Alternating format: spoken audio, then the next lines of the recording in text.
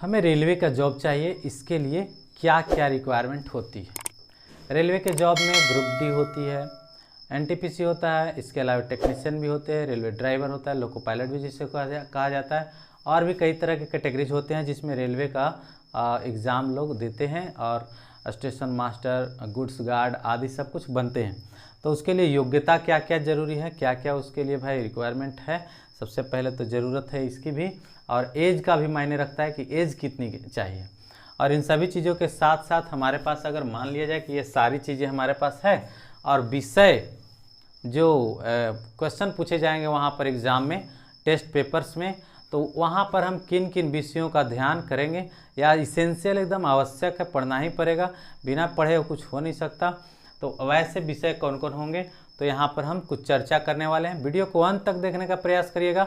Video का contents बहुत अच्छा है, बहुत ही ब्रीफ में हम बात करने वाले हैं। और यदि आप रेलवे की तैयारी करते हैं तो आपको जानने की ज़रूरत है फिर आगे क्या क्या और होता है, ठीक है। तो वीडियो को देखिए। चलिए फर्स्ट हम बात करेंगे कि किन किन विषयों और योग्यता की ज़रूरत है। तो योग्यता जिसको हम कहते हैं कि आप पढ़े लिखे हैं कितना, क्या आपको एलिजिबिलिटी है, आपके पास है कि नहीं, आप उसके योग्य भी हैं कि नहीं। तो फर्स्ट हम बात करेंगे कि कम से कम मैट्रिक पास व्यक्ति भी रेलवे का फॉर्म भर सकता है। मैट्रिक क्लास में पढ़ने वाला मैट्रिक क्लास पढ़ करके जो पास किया है उसने 30, 50, 60% जो भी प्राप्त किया है वो भी मैट्रिक के बाद जो है से फॉर्म भर सकता है, और डैट इज़ ग्रुप डी, उसको नाम है ग्रुप डी, ठीक है। हालांकि मैट्रिक की परीक्षा पास करने के बाद यदि वो बच्चा ITI कर लेता है, ठीक है, अगर वो ITI कर लेता है मैट्रिक प्लस ITI, तो उसके पास एक और भी मतलब पावर हो जाती है कि वह रेलवे ड्राइवर और टेक्नीशियन के लिए भी फॉर्म फिल कर सकता है, ठीक है। तो एडवांटेज ऑफ मैट्रिक पास और उसके साथ साथ ITI आपके पास एक डिग्री है सामान्य, जो आसानी से आपको लोकल एरिया में भी हो जाती है, उसमें बहुत ज़्यादा खर्च नहीं होते हैं, 2 साल के अंदर में आपको कंप्लीट हो जाता है, और 20 से 25,000 30,000 रुपये की खर्च आती है, 2 साल का खर्चा आता है, कॉलेज लेती है, या गवर्नमेंट से लिख करते हैं तो बहुत सस्ते में ही हो जाता है। तो यहाँ पर आपको मैट्रिक प्लस ITI या मैट्रिक केवल अकेला है। तो ग्रुप डी में कोई टेक्निकल सर्टिफिकेट की डिमांड नहीं की जाती है, डायरेक्टली वहाँ पर होता है, ठीक है। इसके लिए आपके पास थोड़ी सी दौड़ने का भी स्किल होना चाहिए, थोड़ा सा हेल्दी शरीर भी चाहिए ताकि आप दौड़ पा सकें, ठीक है। तो ये मैट्रिक पास होकर के जो ग्रुप डी का फॉर्म भरेंगे तो यहाँ पर इतनी योग्यता का ख्याल जरूर करें। इसके बाद 12th जब कर लेते हैं, इंटरमीडिएट जब आपके पास हो जाता है, यानी कि आप ISC या इंटर कर लेते हैं, तो इसके बाद आपके पास जो होता है, अगर साइंस से किए हैं, जैसे मैथ से बायोलॉजी से किए हैं, तो इस सेंस में आपके पास टेक्नीशियन का उसमें जो फॉर्म होता है वो भर सकते हैं। यदि आप 12th करके भी ITI कर चुके हैं तो प्लस पॉइंट है, हमने तो मैट्रिक पर ही कहा, लेकिन आप 12th करके भी ITI किए हैं तो वो प्लस में आपका सपोर्ट करेगा। कभी कभी क्या करते हैं बच्चे, मैट्रिक पास होते हैं फिर ITI कर लेते हैं और फिर इंटर करते हैं, तो इससे भी कोई दिक्कत नहीं है, रेगुलर थोड़ा सा होना चाहिए, जैसे मैट्रिक के बाद ITI हो, ITI के बाद फिर इंटर हो, ऐसा ना हो कि दोनों का दोनों सेशन टच कर जाए, ऐसे में उसका वैलिडिटी नहीं रह जाती है। या फिर ओपन यूनिवर्सिटी से कर सकते हैं, ओपन जहाँ जहाँ होती है, ओपन कॉलेज से भी की जा सकती है, इंटरमीडिएट की जा सकती है, या ITI तो लगभग लगता है कि व्यवस्था नहीं है लोकल एरिया में। चलिए आगे हम बात करते हैं ग्रेजुएशन लेवल्स की। अगर ग्रेजुएशन लेवल की बात करें तो ग्रेजुएशन लेवल के भी कई सारे वैकेंसीज रेलवे में होते हैं, और वो होता है NTPC, जिसमें आपको गुड्स गार्ड, स्टेशन मास्टर और अदर पोस्ट के लिए भी कई सारे पोस्ट जो क्लर्क बेस पर भी होता है, क्लर्क लेवल का, जिसमें TC, CC, GC, VC आदि जो भी होते हैं वो सब कुछ इसमें आ जाता है। तो उसके लिए ग्रेजुएशन की रिक्वायरमेंट होती है। ग्रेजुएशन 3 साल का होता है, और 3 साल के बाद आप किसी भी सब्जेक्ट से आप कंप्लीट करते हो ग्रेजुएशन, तो आप फिर एलिजिबल हो जाते हो NTPC को फिल करने के लिए। अब हम बात करते हैं शॉर्ट में कि विषय कौन कौन से पढ़ने पड़ेंगे अगर हम तैयारी करना चाहते हैं नेक्स्ट फ्यूचर में, तो हम क्या करेंगे, अभी हम कर रहे हैं, तो उसके लिए और भी ज़्यादा ध्यान किन किन चीज़ों पर ज़्यादातर देनी चाहिए। देखिए कहा जाता है किसी भी परीक्षा में अगर जहाँ मैथ पूछी जाती है, और मैथ किस परीक्षा में नहीं पूछी जाती ये पूछिए, हर परीक्षा में मैथ पूछी जाती है, और बिना मैथ का कोई भी एग्जामिनेशन में रिजल्ट देना इम्पॉसिबल है। यानी ये कह लीजिए कि नो मैथ नो रिजल्ट, सीधी बात, नो रीजनिंग नो रिजल्ट। क्यों? क्योंकि अगर आप मैट्रिक क्लास तक पढ़ चुके हैं तो आपको खुद ही होश हवास होगा कि मैथ्स जब आप पढ़ते थे तो आपका जो मार्क्स है वो आसानी से आ जाता था, उसमें बहुत ज़्यादा ये नहीं रहता है, रिमेंबर का रहता नहीं है। अच्छा सही है तो उसमें क्या काट छाट करेंगे, लेकिन क्या होता है कि जीके जीएस कितना भी याद कर लेते हैं, साइंस कितना भी कंप्लीट रहता है, तो उसमें कुछ ना कुछ प्रॉब्लम आते ही रहता है, कुछ ना कुछ उसमें कन्फ्यूजन होते ही रहता है। तो मैथ्स ऐसा चीज़ है कि प्रैक्टिस के बल पर इसको कंट्रोल की जा सकती है। तो मैथ्स सबसे बड़ी रिक्वायरमेंट है, इसीलिए मैंने फर्स्ट में ही उसको लिखा और इसके बाद रीजनिंग को लिखा। और रीजनिंग मैथ जिसको आता है रीजनिंग इजीली आ जाएगा, रीजनिंग पर प्रैक्टिस करते रहिए, हो जाएगा आसानी से।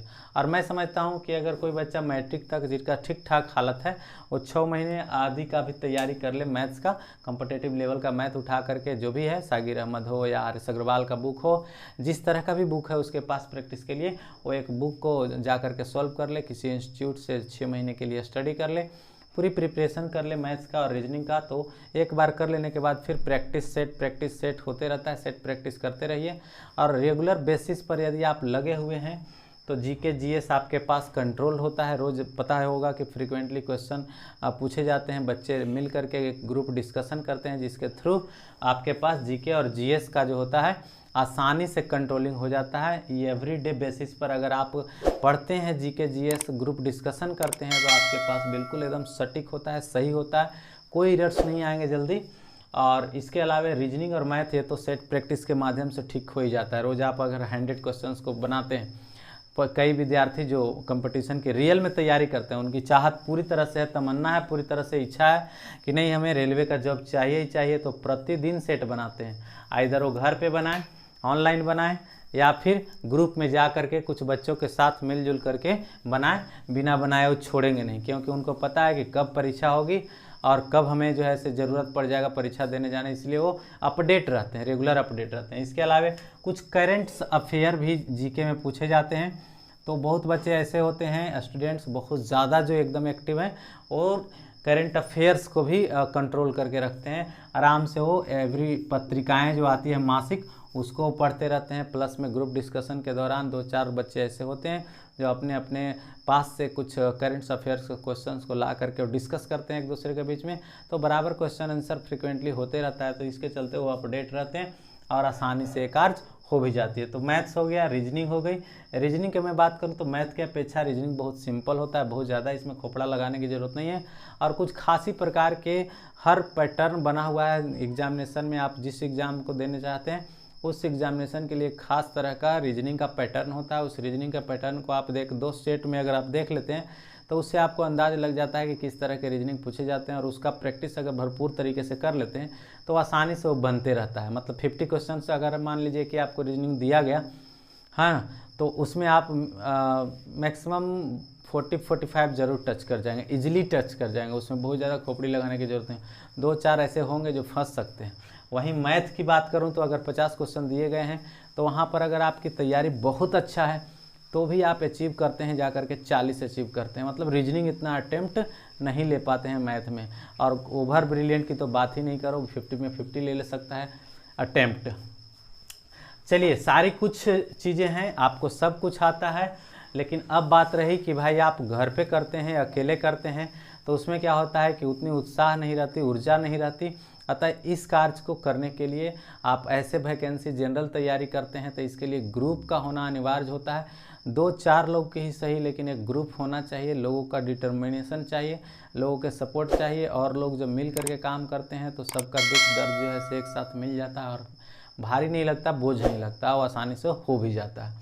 तो इस तरह का व्यवस्था कर लीजिए। अगर आसपास में व्यवस्था नहीं है तो व्यवस्था करिए, 2-4 दोस्तों को इकट्ठा करिए और आप अपना इस प्रिपरेशन को जारी रखिए। यह आप कब तक कर सकते हैं, मैं उम्र सीमा का भी थोड़ा सा मैं ख्याल कर दूं। तो मैक्सिमम वैकेंसी जो रेलवे के होते हैं उसमें उम्र सीमा का प्रतिबंध लगभग 9 के बराबर है। ऐसे 30-35 तक का मैं देखा हूँ कि लगभग लोग फील करते ही रहते हैं, 30-35 के उम्र तक भी करते रहते हैं।